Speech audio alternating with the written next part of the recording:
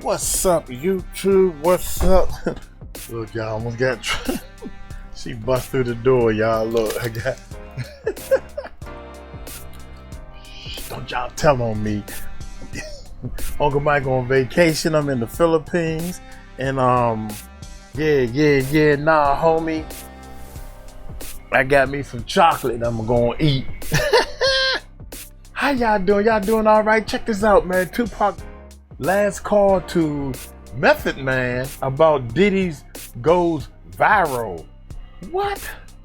Hey, check out my man Jamel, aka Jamal. Y'all know Tupac. When Tupac is on the scene, man, rest in peace, man. That was I hate to say this. I really hate to say this, man, but I'm gonna say it. Between Tupac and Biggie and all this stuff about Puffy, man, y'all know what I'm going to say. I hate to think it and I hate to say it, man, but I think your boy has something to do with one of them. How about that? Then you got the Keefe D situation. Keefe D got to be the most stupidest, allegedly, you gotta say allegedly, he gotta be the most stupidest street person I have ever seen in my life. This man did not pull the trigger. This man did not get paid, and he still ended up in jail. How in the hell can you be that stupid? Give me one. Give me no jail time for I didn't pull the trigger. At least give me, so how you not get the money, cuz? I'll call you back. I'll call you back, man. Y'all going upstairs. Y'all going upstairs. Uncle, when I get back, dog, we're going to be in raw form. Y'all hit that subscribe button, hit that bell. Don't forget the album is out, man. Come check out Uncle Mike's album, man. It's a little something I put together. Let y'all know Uncle Mike still got it. Hit that subscribe button, hit that bell. Let's check it out, man. This is my man right here. Tupac's last call to Method Man about Diddy goes viral. Ladies and gentlemen, welcome back to the channel again. Appreciate all the love and support with you guys coming over. With videos like this, man, I just try to read in between the lines, see what information has came out, make some type of connections. It's a lot that's been going on this year. A lot, man. A lot of videos have been like resurfacing. You know, stuff comes out, you may not pay attention to it until something else comes out, then you make the connection.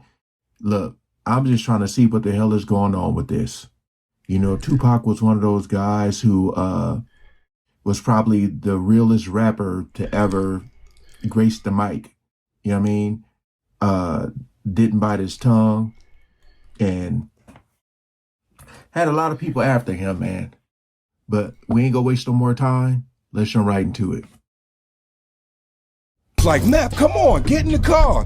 I'm like, what the f? I'm not making a connection here. And I'm like, oh, that's Puff car. There ain't no way I'm getting in that fucking car. I look at Pac, and Pac got a whole different face.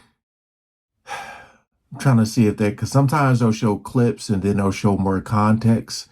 But when you hear somebody say, I'm not getting in that damn car, in this Puff car, you just wonder what connections are, like how other rappers feel about other people and stuff like that, man. That's why I said people knew how people were. They just really didn't say nothing.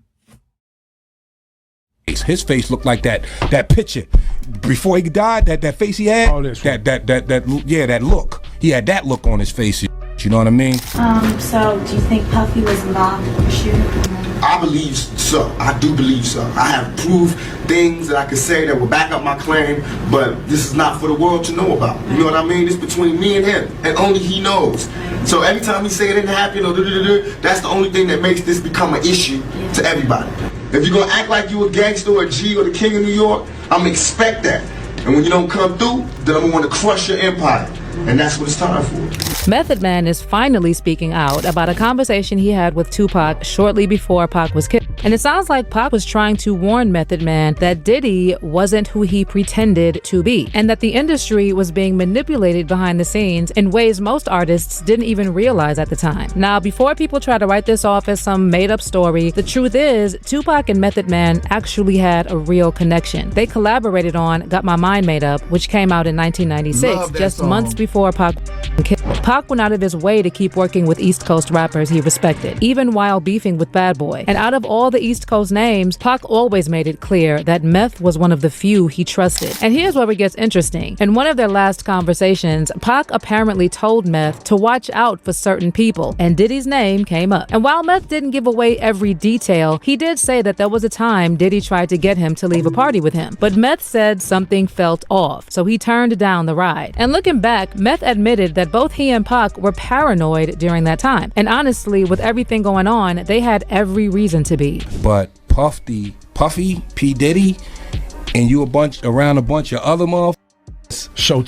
Showtime, baby. And So to give you some context first, Method Man was one of the few East Coast rappers who managed to stay neutral during the whole East Coast-West Coast mess. While most people were either picking sides or getting dragged into the drama, Meth kept his respect on both coasts. He worked with Biggie and Diddy early on, but he also had real love for Pac and didn't let the media pit him against anyone. He wasn't about that fake industry loyalty. He just wanted to rap, stay true to his people, and avoid the politics. And that's probably why Pac trusted him enough to speak freely, because he knew Meth wasn't playing both sides. He was just trying to survive the chaos. Now, Method Man has always been the type to stay out of the gossip, and even with all the craziness surrounding Diddy lately, he's mostly stayed quiet and kept it moving. That's how he's always handled the industry. Stay solid, don't speak on what doesn't need speaking on. But an old interview with Meth is making rounds again, and it's got people looking at things differently. So in this interview, Meth talks about the night he met both Diddy and Tupac, literally on the same night. This took place in a party in LA, and Meth said Pac walked straight up to him and showed nothing but respect. And what stood out was that Pac brought up the Wu-Tang chain situation when RZA got his chain snatched at Club 662.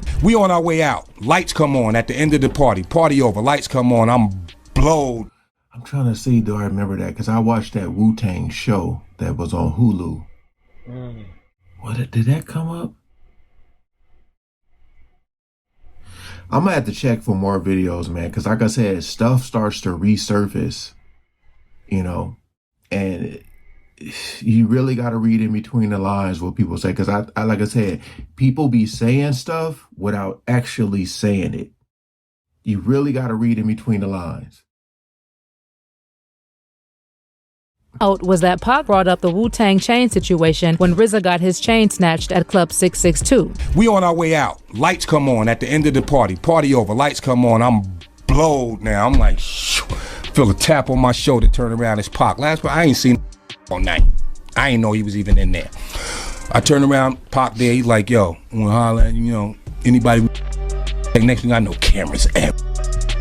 So while he's saying this, I remember an altercation happened with RZA in Vegas. Something happened with the chain, and Pac was trying to tell me, if I was there, that would never happened, blah, blah, blah, blah.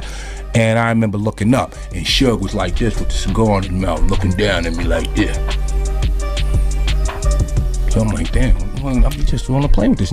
He looking at me crazy right now, So then I look at Pac, and Pac got a whole different face. His face looked like that picture before he died. That face he had. That look. He had that look on his face, you know what I mean? And I remember looking back down, and I couldn't understand anything he was saying after that, because mad was going through my head, and I'm looking at the death row piece on his chain. Then he was like, yeah, we gonna all meet up. And I was like, yeah, you know how men do it. We handle our business. Walked out. Soon as I walked out the club, Tracy Waples. Love Trey Wap. Executive label executive, worked behind the scenes for a long time. She outside in a Benz like, Map, come on. By the way, Pac would later say in another interview that he personally found who stole the chain and then gave Wu-Tang the message that if they wanted to see the dudes that did it, they could see him. But here's where it gets weird. Meth said that as soon as he finished talking to Pac, Diddy sent someone to try and get Meth to hop in his car and leave with him. Luckily, Meth said he didn't like the vibe and turned it down. Walked out. Soon as I walked out the club, Tracy Waples. Love Trey Wap. Executive label executive, worked behind the scenes for a long time. She outside in a Benz like, Map, come on, get in the car. I'm like, what the I'm not making a connection here. And I'm like, oh, that's Puff car. That's Puffy car. Ain't no way I'm getting it. Boy, this wording is. I'm glad I can hear because this wording ain't matching up at all. At all. They did a horrible job. I get in the car. I'm like, what the I'm not making a connection here. And I'm like, oh, that's Puff car. Like Puffy car. Ain't no way I'm getting it. No. And now with everything coming out about these private Diddy parties, that small moment suddenly feels way more loaded. Meth didn't say anything wild in that interview. He just told the story straight. But fans are reading between the lines now, especially knowing what we know about Diddy's behind-the-scenes behavior and how he was recruiting rappers to party with him. Hennessy, come out and play. And if you really pay attention, Method Man's been dropping warnings for a while. He just never spelled it out directly. One of his biggest clues was his verse on Suspect Chin Music, where he raps, "They got me fed up from the head up, put up or shut up. On stage in them shiny get-ups, ninjas is funny. Energizer bunny actors. They hustle backwards. Son, I think they gay rappers." And it's not hard to connect the dots. Meth was clearly side-eyeing the flashy, fake gangsta artists who were dominating the scene. And let's be real, that screams bad boy era. Now at the time, it probably flew under the radar because no one wanted to touch those topics out loud. But now, in light of everything surfacing about Diddy, it looks like Meth might have been one of the few who saw it early and decided to speak in code. But what about Tupac? What exactly did he warn Meth about? Well, according to people close to Pac and what fans are piecing together now, it wasn't just about the rap beef or surface level drama. Pac had already started to see Diddy as more than just a rival. He saw him as a part of a system that was using the industry to control, silence, and exploit artists. Pac believed Diddy wasn't just playing the game. He was helping to rig it. Whether it was through shady contracts, weird parties, or backdoor deals, Pac saw something fake in the image Diddy was pushing. And he didn't want Meth to fall for it. But it actually gets even darker when you go back to Tupac's infamous Vibe magazine interview from 1996. In that interview, Pac straight up said that some of the biggest names in the industry were guilty of the worst kinds of crimes, including pedophile stuff. And yet somehow they were the ones being protected by the system. Meanwhile, he was being dragged through the mud and thrown in jail over what he always claimed was a false accusation. And while Pac didn't name Diddy directly in that part, the entire interview was basically aimed at Bad Boy and everyone backing them. So if you read between the lines, it's not hard to figure out who he was pointing at. Because they disrespected me, my name, my family, what I had been through. They said that I couldn't be in pain. I could not feel, I could not be hurt. In my moment of pain, when I was shot 5 times in jail for a crime I didn't commit, while every other black person, whoever they was in the ass or them in 50 pieces, I support.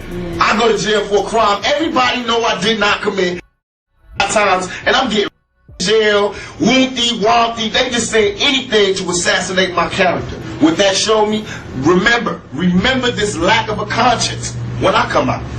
Remember this lack of mercy when I come out. Remember this lack of compassion when I come out. And I will do anything to protect and feed my family. And these represent a threat. But that's not all. I'm trying to figure out, was that interview before? I'm just trying to think of the timeline. Was that before or after he did Hit 'Em Up? Because y'all know when he did that Hit 'Em Up diss, oh man. Boy. It's a lot, man. Like, again, the Diddy trial is technically over. We're just waiting to see what his sentencing is going to be. But it was a lot of connections and stuff that did not get exposed in that trial that I thought was going to come up. And that's why I think a lot of people aren't sitting well with it. You know, how you say, well, he wasn't charged for this. They didn't bring this up. And it's just like, man, the aftermath of it is going to be insane. Another old interview recently resurfaced where Suge Knight kind of hinted at something similar and said that Tupac was worried that some industry men who were on the DL might harm little ones. If it was a rapper that messed with guys and go both ways, Pac didn't feel that was good. Because Pac felt he was real serious about the music. So if you're a producer or you rap, and regardless if you're married or not, and you got a boyfriend that works for you, a real boyfriend who used to be a dancer, Pac would study all the facts. Pac was real smart. So before he say something, he'd go and do his homework. He'd say, okay, this guy right here, They say he gay, he go both ways. I'm not gonna put it out there on him yet, but I'm gonna do my research, and if it's true, the world should know.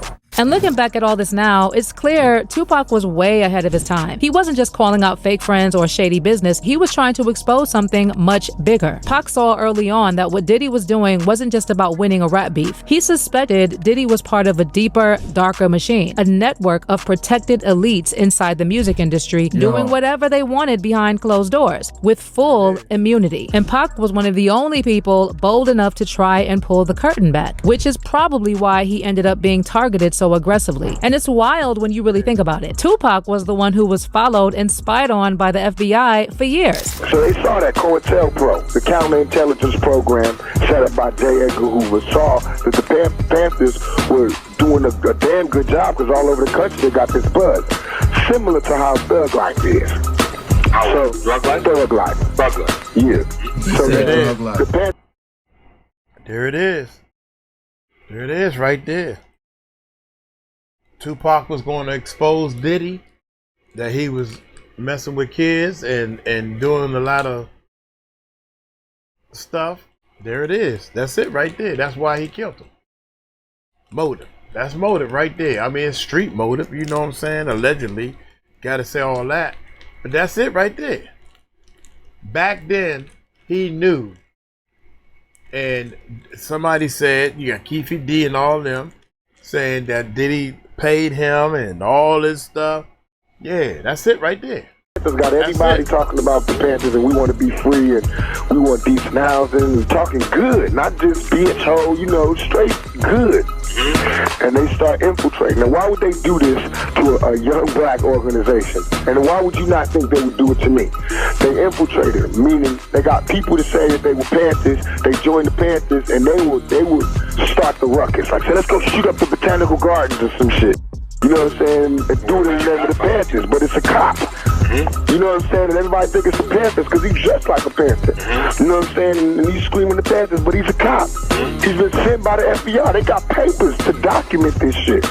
You know what I'm saying? The FBI also compiled a massive database on Pac with over 4,000 pages of documentation. And to this day, they have only released about 100 pages. And even those 100 are redacted. Meanwhile, Diddy, who's now facing multiple lawsuits and disturbing allegations from people who were around him for years, was being protected. Not watched, protected. The same law enforcement agencies that were watching Pac's every move seemed to turn a blind eye to what Diddy was doing. And now, decades later, all the stuff that Pac was hinting at is starting to make sense. Which brings us back to Method Man. Fans are now saying he might have had a lucky escape. If he had taken that ride with Diddy that night, who knows what would have happened? Maybe nothing, or maybe he would have ended up stuck in something he couldn't get out of. But let's hear your thoughts on all this. Was Pac trying to warn not just Method Man, but the whole industry? Was Diddy operating as part of something bigger this whole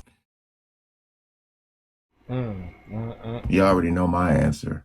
Wow. They get rid of the ones who try to speak out. They get rid of the ones who try to go against the grain. I said before, it's a dark industry. People know it. People don't really talk about it that much because of the fear of being blackballed, fear of being canceled. You know, I feel, especially in today's era, you can definitely make it on your own. You don't need people backing you. You can do whatever you want on your own. But in people today's want world, super luxurious lifestyle. That's why they make these deals, and that's why they comply. It costs you. It costs you, baby. It's I will say cost Method you. Man probably got very lucky. But you know, on that Wu-Tang show, he did, I think he got shot in the foot or something like that. But or in the leg. But I feel like a lot of people may have had some close calls with people. Remember, you can always say no, man. But once you make that deal, they got you. They got you, they got you. You just got to be careful who you surround yourself with, man. Appreciate y'all coming over and watching. Peace out. Peace out, man. Hey, I know one thing, man. My man cool. Jamel, a.k.a. Jamal, he don't get into none of this drama. And this is how I learn. I learn from people like him. I'm like him. Dude. Somebody got to be doing all this stuff, man. And I think the people who made Diddy and allowed him to get as big as he is and making the deals, Diddy tried to bite the hand that feeds him. That's what happened. So Diddy thought he was so big that wasn't nobody gonna touch him. And these people let him know that, yo, you might have sued us, but we still in control, and let's show you. And once he got locked up and he started showing how they can put their foot on his neck, with different judges coming in and out. Oh, okay, you can't buy. Well, we can buy that judge. Cause see what happened. This is what happened, man. Want me to break it down for y'all? I'm tell y'all. Uncle Mike gonna break it down for y'all. What Diddy did was, even after he got locked up and got behind bars, and his bail was denied, he still was showing his tail.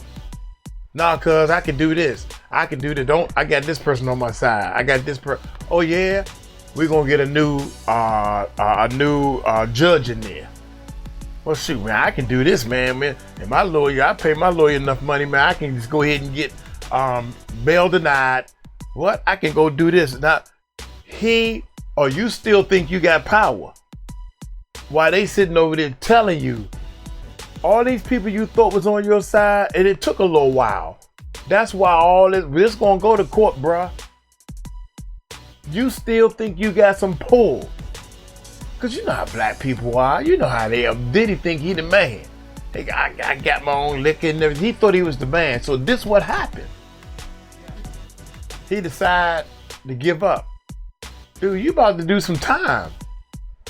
You've been in there for a whole year now, right? Been in there for a whole year. Yup, you right. Dude, and then your lawyers and everybody saying, dude, these people ain't playing with you, man. Checkmate. Okay, I'm sorry. Now he kissing their butt. I can still be your man, your man boy, your boy toy, or whatever you want to call him, with his sugar britches self. That's what happened. Are you gonna behave? Yes, I'll behave. I'm tired of being in here, man. This going on long enough. I'm gonna behave. Now all these people, the girlfriend didn't testify. This person ain't gonna testify. We got a couple of people that's already in the jury. Gonna reverse all this shit. Yeah, we done got rid of another juror. All this stuff, we're gonna flip it around. You took so long coming around that you're gonna do some time. And I think he gonna do 6 years. I think he gonna do 6 years. So because you took so long, Diddy, to lay down and do what these people telling you to do, you're gonna do some time. And after you do your 6 years, you're gonna be back out trying to. The more you fight it, the longer it's gonna take for you to get back on top of things. And all you want to do is see your kids, your twins. Come on, man. So that's my point of view. That's the Uncle Mike's point of view. I really think that these people finally decided to take their foot off of his neck. But now it's too late now. This judge who don't like you is going to give you at least 6 years. That's my take. And I'm going to keep on with the 6 years until it's for 2 months down the line.